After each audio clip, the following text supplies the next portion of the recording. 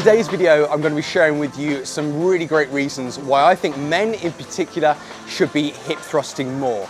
I'm going to give you a demo of the exercise and how to effectively perform hip thrusts first, and then we're going to dive into those really great reasons. Follow along and I'll show you how. So first off are barbell hip thrusts and how to perform these. So I like to instruct these from kind of top down really. Now what I mean by top down is that I like to find the set position for your hip thrust with body weight alone and from the top before actually even putting that barbell on or before rolling that barbell on. So what we're going to do on our bench, we're using a hip thruster bench here, which is a really great height. We're going to get to that top position where we're going to find where our shins are roughly vertical at the top. So bear in mind, I'm not using any weight right now. So I'm just going to make note there of where my shins are vertical and where my heels are. Just going to pop my butt down, and then wherever my heels are at this point, I'm just going to put a little marker. So it can be a mobile phone, it can be a protein shake or whatever you've got. Now what happens then is when I roll that bar on and set up with that full barbell hip thrust, I know exactly where my feet need to be. So that's what I mean by kind of a top-down teaching method with that. So I'm going to roll my bar on. If I've got a little pad over here, then you might want to use that for that extra little bit of padding across your hips. I don't necessarily need one today. So we're going to roll that bar on. I'm going to find that position where my shoulder blades are just sat on the corner of the bench. And then again, I'm going to find that position where my heels are level with that marker that I set from the beginning of the actual instruction video. From there, what I'm going to do is focus on keeping my chin down, my rib cage is down. So I'm almost contracting my abs, contracting my core to keep my rib cage down. And then I'm going to squeeze my butt to initiate the movement, and then I think of this as a cock up movement, so it's putting my pelvis up towards my ribs. So I'm going to pull my pelvis up towards my ribs, squeeze my butt, rib cage stays down, chin stays down, squeeze my butt at the top, okay? So return all the way down towards the floor, squeeze my butt, ribs down, and then repeat.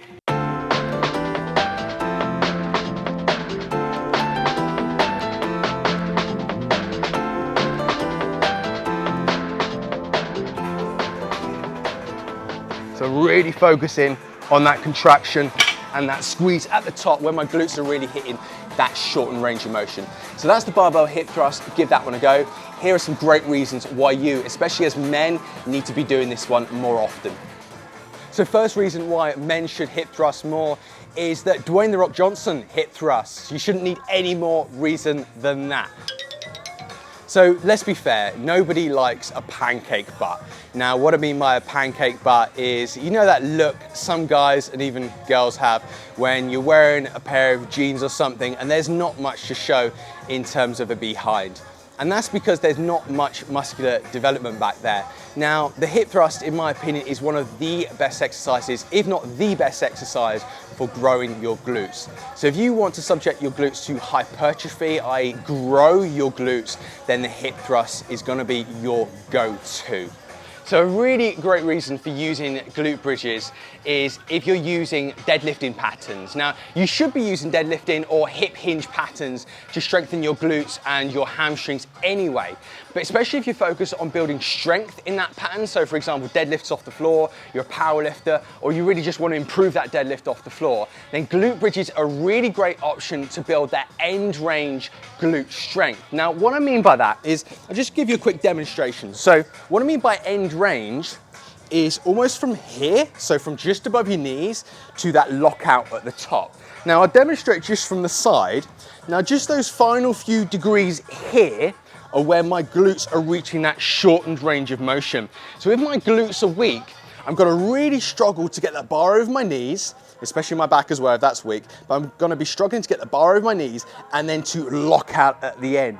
If I start throwing some glute bridges and hip thrust variations into my programs, instantly I'm going to see an improvement in my deadlift lockout. Give that a go if you want to start improving your deadlift lockouts. Hip thrusts are a really great exercise for improving your sport speed and athletic performance as well. They're a really great strengthening exercise for your glutes. And your glutes in particular are really important for that top end speed as well as acceleration as well. One way I like to program them in is almost as a general strengthening exercise, so obviously focusing on progressive overload, and then kind of specializing a little bit more into more the on the field stuff by having something in between. Now what I like to do for that is more sled based work. So imagine I've done periods of training or 1 or 2 phases of training where I've used heavy barbell bridges in my training. Then I might do more of a transferable exercise to on the field or on the playing park by doing something like a heavy sled push. So just imagine I've done my heavy glute bridges, okay? Now I've got that really good glute strength in that range of motion, that end range of motion. Now when I go on to something like this, some heavy sled pushes, obviously there's no weight on here at the moment, but I go into a heavy sled push, I'm gonna be better at extending my hip all the way because I've got that end range glute strength.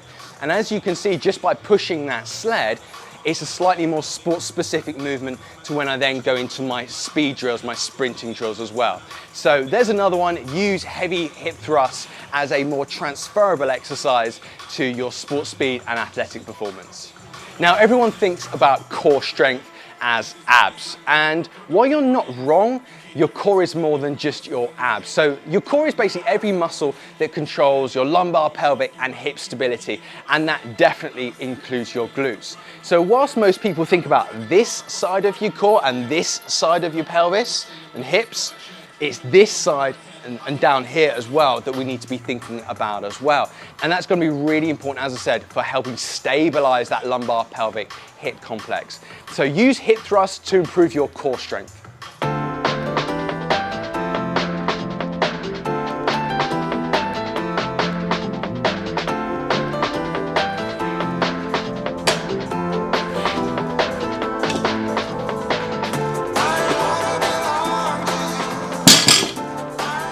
So, if I'm deadlifting all the time, and that could be deadlifting off the floor, off a few blocks, could be Romanian deadlifts, whatever, then I'm obviously putting some load through my back. Now, the benefits of using an exercise like the hip thrust is that I can still train my legs, still train my glutes, without having to actually put a lot of load through my back.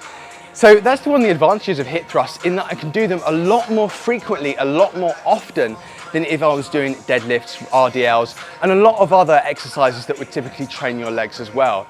So hip thrusts are a really great option if you're looking to train your legs more frequently, but kind of offsetting some of that loading that you'd otherwise get if you're doing more heavy deadlifts, squats, and things like that.